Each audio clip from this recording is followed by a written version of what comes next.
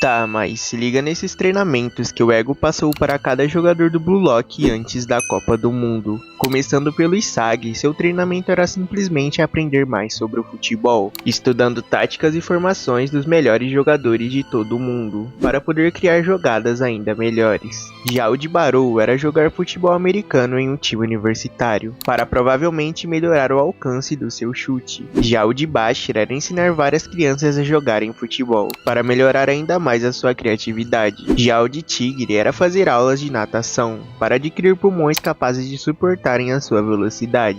Já o de Kunigami era praticar artes marciais, para assim melhorar o seu combate físico. Já o de Toshihin era fazer meditação, para refletir sobre o seu ego e conseguir controlar as suas emoções. Já o de Rel era se tornar a cópia perfeita de todos os outros jogadores. Agora uma pergunta, por que o Shidou teve que saltar de paraquedas?